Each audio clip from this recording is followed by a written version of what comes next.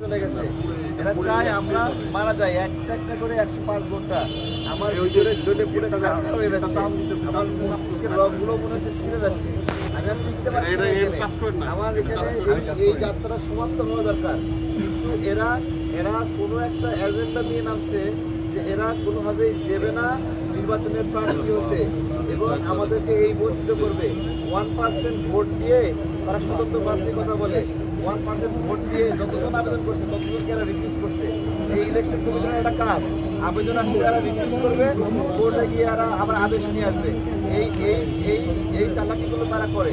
এবং দেখেন মান্না ভাই, তাকে এরা নিবন্ধন দেয়নি, মান্না ভাই কোর্ট থেকে নিবন্ধন নিয়েছে। সাকিব ভাইকে এরা নিবন্ধন দেয়নি, সাকিব ভাই কোর্ট থেকে নিবন্ধন নিয়েছে। এমনি মঞ্জু ভাই নিবন্ধন দেয়নি, তারা কোর্ট থেকে নিবন্ধন নিয়ে এসছে। তারপরে লেবার পার্টি কোর্ট থেকে নিবন্ধন নিয়ে এসছে।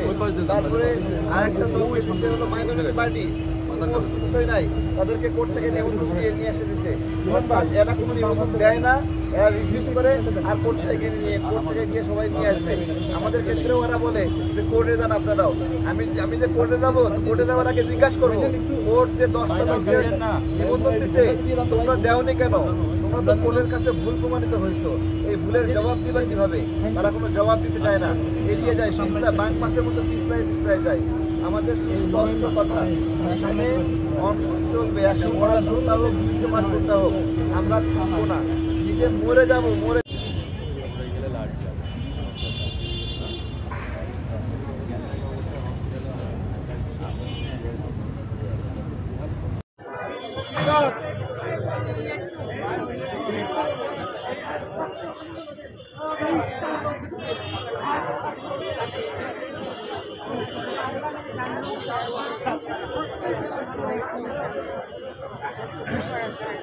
বা এই যে 120 ঘন্টা উনি আমরণ অনশন করছে এই বিষয়টা বিবেচনা করে এবং তার নির্বাচন কমিশন তার প্রতিনিধিগণ এখানে আসা উচিত, এসে তার সঙ্গে আলাপ আলোচনা করা উচিত এবং তার যদি কোনো ভ্যাকেন্সি থাকেন, গ্যাপ থাকে, সেটা পূরণ করে উনি তার নিবন্ধন নিয়ে উনি সব দলের মতো উনি জাতীয় নির্বাচনে অংশগ্রহণ করবে এবং জনমত যদি ওনার সমর্থন না করে উনি এমপি হতে পারবে না, সেটা জনগণ বিচার করবে। বাট নির্বাচন করার অধিকার তো তার আছে, অর্থাৎ তাকে আমার মতে তাকে নিবন্ধন দেওয়া উচিত, নিবন্ধন দিয়ে অর্থাৎ সবার মধ্যে তাকে নির্বাচনে অংশগ্রহণের সুযোগ দেওয়া উচিত।